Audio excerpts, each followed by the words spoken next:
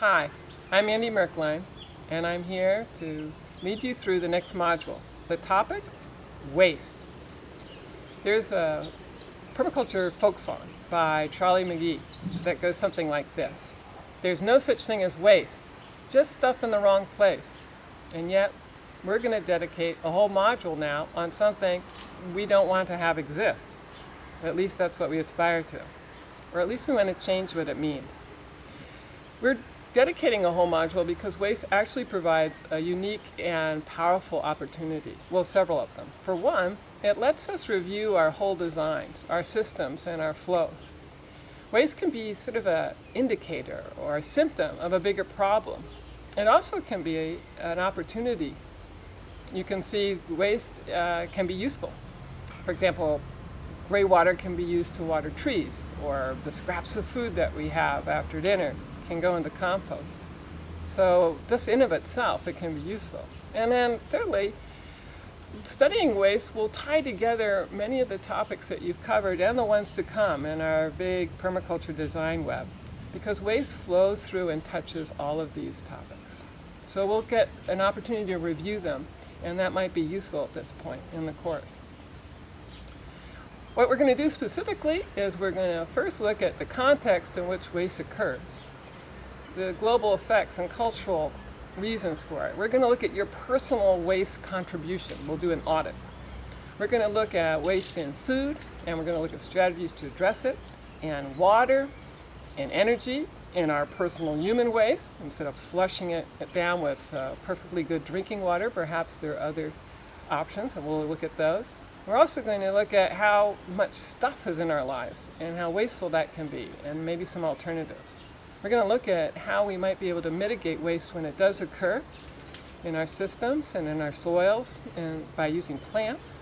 And we're all going to look at how community can come together to help us address waste when it's on a global scale. Because we can save all the plastic bags we want, but we'll still see it in the streets and on the shores unless we work together as a community. So we'll look at sort of waste activism. And finally, we'll put it to work in your design. We'll see how we can tighten up your designs and take advantage of opportunities that you may not have seen by looking at things through a waste lens. I'm trained as a biologist, and while I was studying and doing my thesis, I came across permaculture. It was a long time ago, before we had a lot of the information sources we do now, and I was just thrilled. But I couldn't get a lot more information or detail on it. There wasn't the internet then, or Google, or Facebook, or any of that stuff. So instead, I went out into nature, and I studied and tried to protect beautiful wild places and wildlife. And I did that for about a decade before I just couldn't stand it anymore, because everything I saw showed me that humans were having a really devastating impact on the planet and the things I love. So I went back to the Northwest, and I started applying permaculture in my life and in my community. And I joined community activist movements in the Pacific Northwest to protect habitat. I went to Spain with my husband and my son, and it was here, where I had grown up, that I got to do my first PDC. Well, we did. We did it as a family with Darren Doherty and his family. It was wonderful and inspiring. And from that, I went on to organize an Gaia EDE, which is kind of like a permaculture course, but a little more in depth. And it's used for designing eco-villages.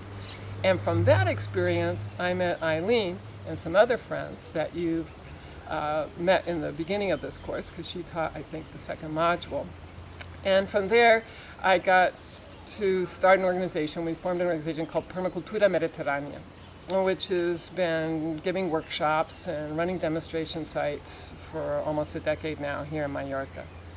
We bring in teachers too, and I've been lucky to meet some wonderful, inspiring people, including Robin Clayfield and Rosemary Morrow. And Rosemary Morrow in particular has been a real mentor to us, because she's come several times. And she runs a tight ship. No waste in Rosemary Morrow's courses. I can assure you of that, neither in time or in stuff or food. But she also got us inspired to start working with a youth group called Youth in Permaculture. And it's working with youth, an organization that I'm working with Charlie, who's also going to be one of the teachers in this course, and my son and nephew and his friends. I've become aware of how important it is to protect the planet and change our ways for future generations. It's that third permaculture ethic. Fair share or future care, it really plays out when you start working with young people and then looking at the waste that's been created and the impacts, such as climate change, on the environment. So it renewed my dedication. And now I try to make this a practice. I live in a demonstration site, so I have to anyway. And I welcome it, because the opposite of waste is what? It would be like to honor things, right? It would be to appreciate them. And I just find that such a more rewarding way to go through life. So I welcome the study of waste in my life, and I hope it's useful to you too as we go through the topics, and that you can apply it in your designs and in your life.